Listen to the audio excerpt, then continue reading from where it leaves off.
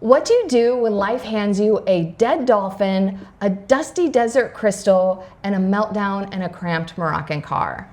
That's what we would be talking about this week on part 7 of my Spain and Morocco series. So last week we ended with I saw a dead dolphin on the beach, and it just felt ominous, as if it was a sign to say, because I think at that point that my trip was like barely halfway over, because I was there for 2 weeks total, or I was gone for 2 weeks total. And it felt like a sign to say like, hey, you can't relax just yet because there's more things to come. And that's just how I interpreted the situation. I am intuitive, but I am also someone who tends to catastrophize. So you can take it any way you want. I felt like it was a sign, and that's the way I interpreted the situation. So anyway, I also talked about last time or recently how after only the 3rd time surfing and in Swam, I decided that surfing in Morocco was not for me. The cold water was way too cold. I didn't have as much agility as I would have liked in a wetsuit, so surfing was super uncomfortable. Not to mention, in the surf spot where we were at, it was just a bunch of basically reckless surf schools. So even though the waves in Morocco are very nice, I am not negating that at all. The other conditions just weren't for me. And I'm at a place in my life where I don't torture myself for no reason. So I came to the conclusion, I don't want to surf here anymore. So luckily, after I made that decision, and I had known this ahead of time, one of the days on the retreat, we were not surfing because it was dedicated to a day trip to go to some markets, some local Moroccan markets, which I was excited for that even when I thought I was going to be surfing more. But especially now that I wasn't surfing, I was even more excited about it because that way I didn't have to like sit alone in the hotel while everyone went surfing. So I was really excited about this day.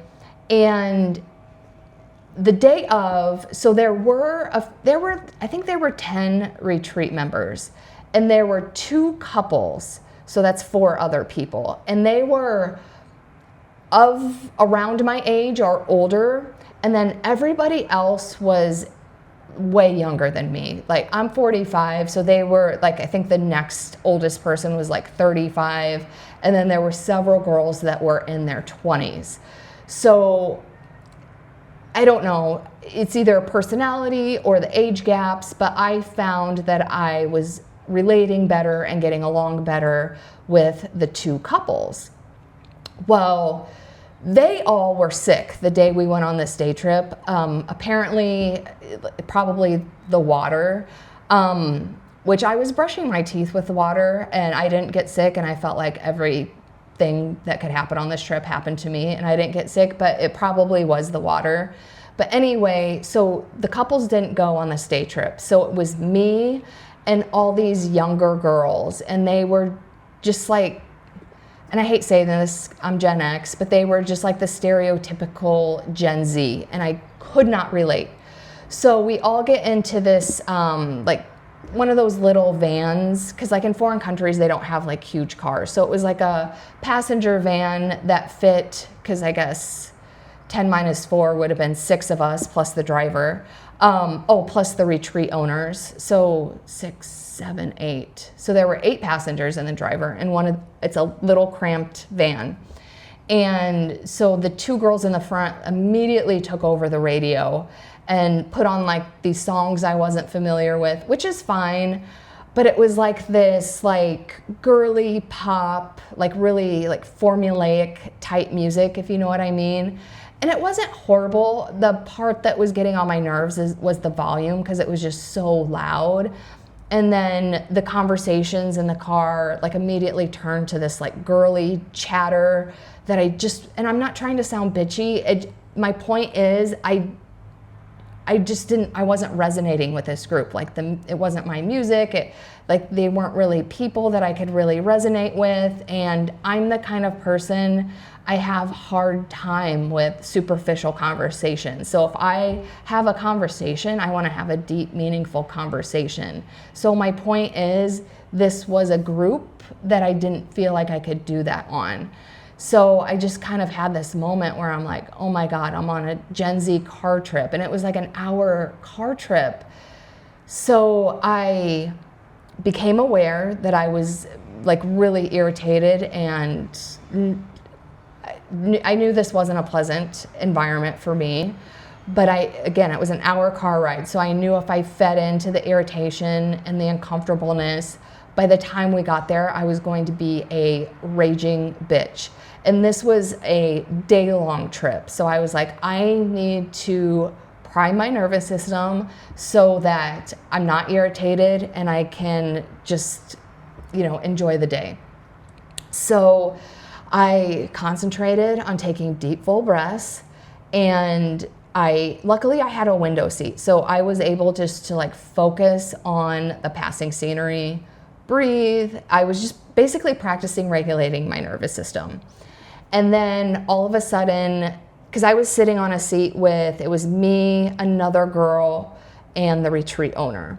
And I'm like daydreaming, looking out the window, and the retreat owner, she like looped me into the conversation she was having with the girl next to me. She was like, oh, what do you think?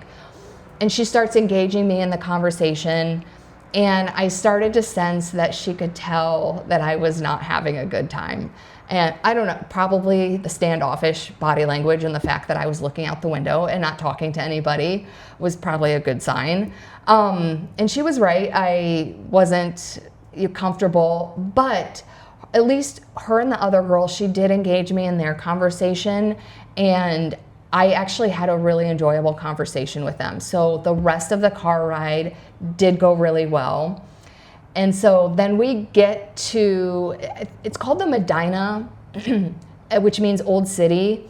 And it was a souk, which is basically, they have souks in Dubai, which I had been to Dubai, which are basically these open air markets. So it's like the traditional markets where like in Dubai, they have like modern markets, which are basically like malls, but then they have this part of town, I think it's called Dira, where they have like the traditional old style markets where you like walk through and there's like spices and whatever, and like the shop owners like try to lure you in and then you can like negotiate, and it's actually kind of fun.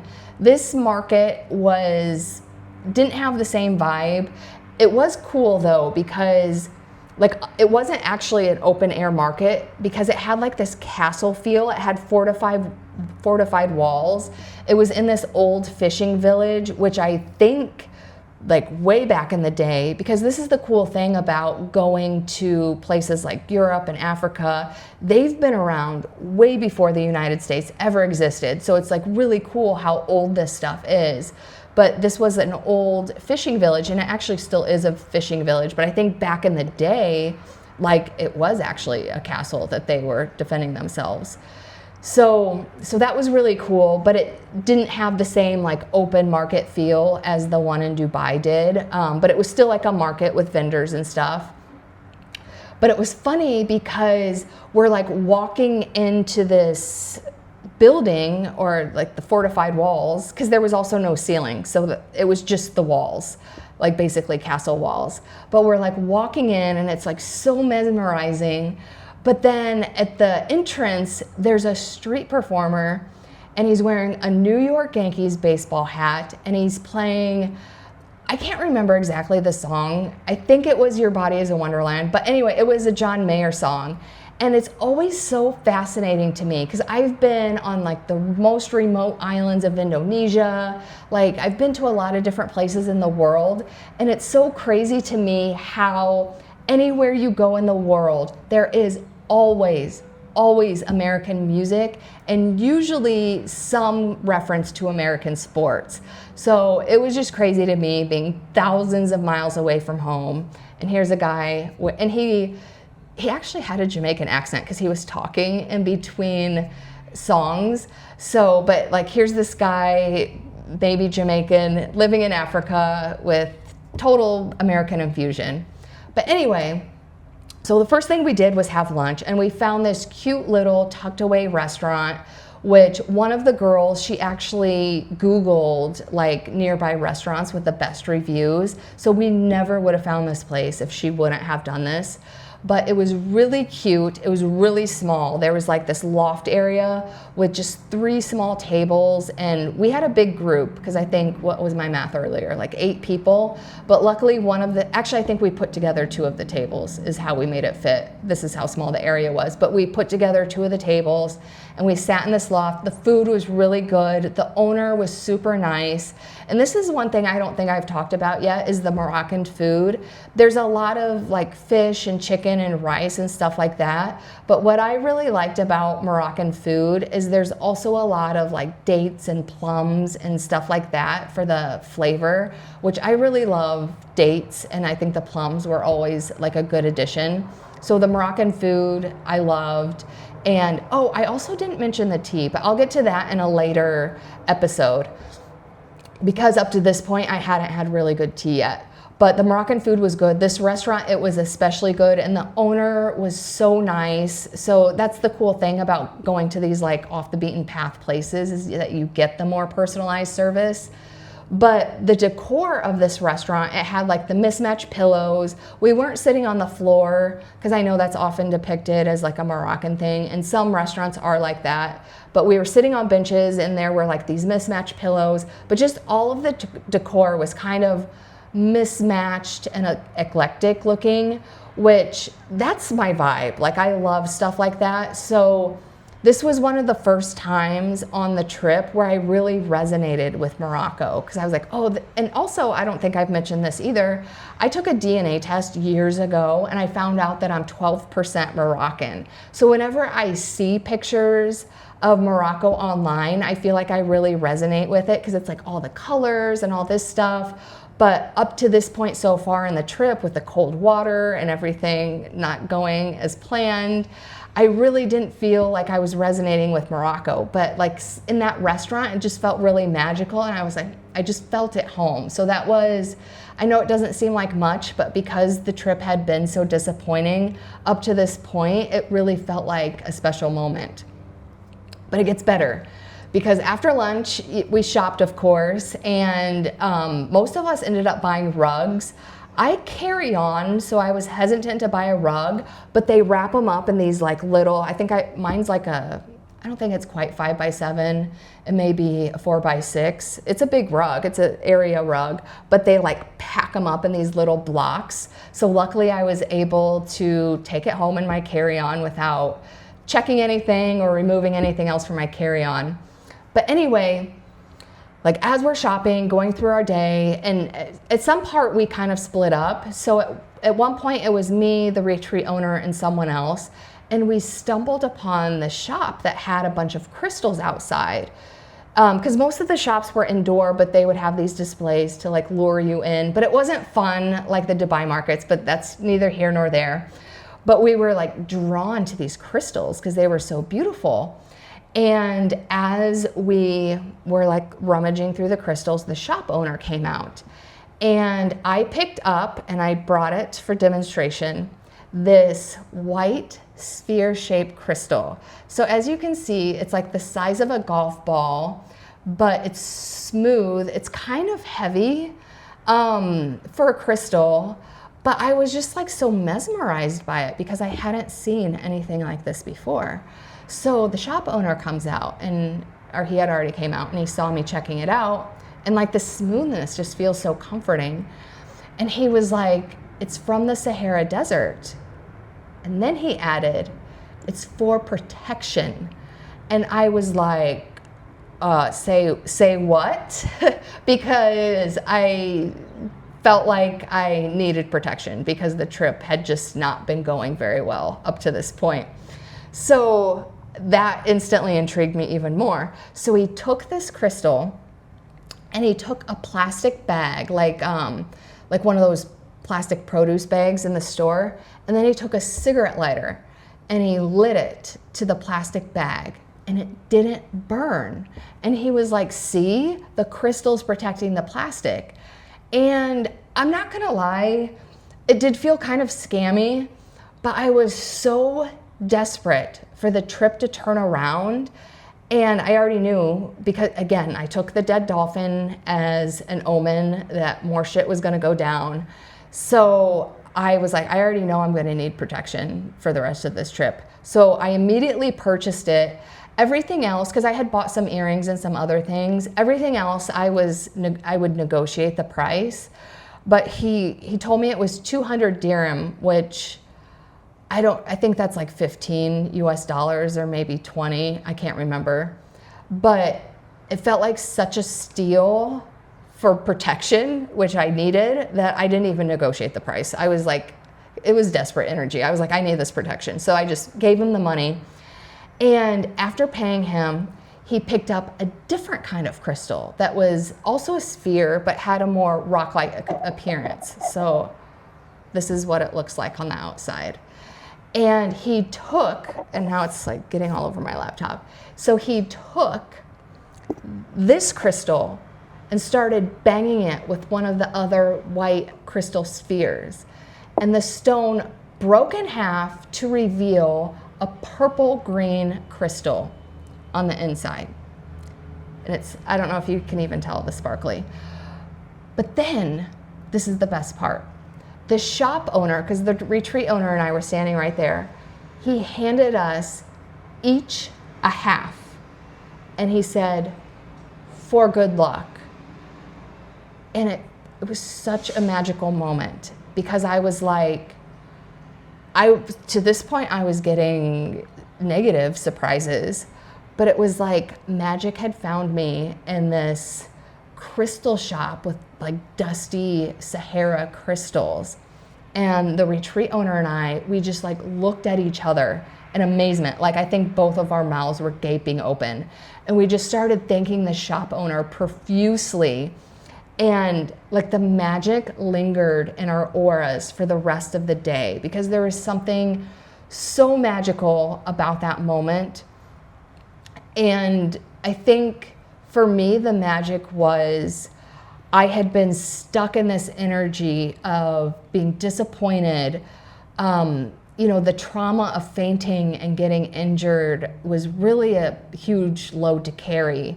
And then just like, I think it was the day before or a few days ago, I had seen the dead dolphin. So it was like, more things are coming. And again, that was just my interpretation of the situation. So I was kind of letting that get to me, which is why I was in a shitty mood in the car on the way there. But this gift of this crystal, it gave me a second wind, because, in my life, I've gotten caught up of playing the role of the strong one and just like getting through it. And, I can handle anything and not letting myself feel my feelings. And I had been faced with those lessons earlier on the trip, but I was like now in the second wind of resilience where, yes, the rest of this trip may be hard. I'm gonna let myself feel my feelings, and I trust myself that I can handle it. And that is the most important lesson of this part of the story, because, I used to let my feelings like anxiety, sadness, or whatever just overwhelm me.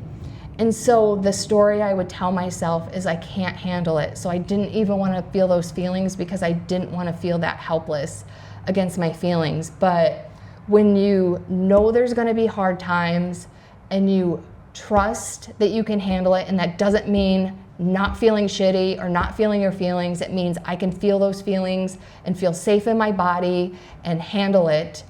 That is when life gets a lot better, because when you can trust yourself and trust that you're strong and a human being that has feelings and can just live through the whole human experience, it's such a beautiful thing, and it's so empowering. And that's like one of the main lessons I had to learn in life. So this week's glow tip is intentionally choosing your energy and what you allow into your life. Because I used to let outside situations dictate how I felt. And the truth is, you can't always control what's going on around you, but you can always control like what you do with it. And I know that sounds cliche, but it goes back to not necessarily not feeling your feelings, but trusting that no matter what happens outside of you, you can handle it, because it's actually proactively, like, because for me, I used to suffer from chronic anxiety, and sometimes I would have like that, is it called like preemptive anxiety, or like anticipatory anxiety, because I knew something was coming and I knew I would have to deal with it, so I would start getting anxiety before the thing even happened. But when you can trust that you can handle things no matter how hard they are, and again, it doesn't mean that you can't have a breakdown here and there, but your nervous system is primed and regulated to begin with, and that gives you even more confidence to trust that you can handle it. So you can always choose how you feel, and even if you're not feeling great, you can make the choice not to stay there, because shitty feelings, just like good feelings don't last forever, shitty feelings don't last forever, and you do have control over some things in your life. So when you can consciously choose to embrace the magic, like this crystal, and again, part of it was following the feeling, because I was just like drawn to those crystals and I didn't fight the urge, and that's how this whole thing came about. So it's not about trying to fix things, it's about just being aware of how you're feeling, and if you're not feeling great, acknowledge it, understand why you're feeling that way, and move through it. And I am telling you, when you show up on your own terms, meaning I'm not gonna let this bullshit bother me, it changes your whole life. And that's how you start shining from the inside, because it takes you from this victim mentality of these things are happening to me and I can't control anything, to trusting that you're in control of your own emotional state, which is golden. So next week on, what are we on? Part 8. Trust me, the dead dolphin, in hindsight, I still believe it was an omen, because there is still more to come, but I was happy to share that this week's episode is actually very magical, because I did walk away with some magical crystals from Morocco. So I will see you next week.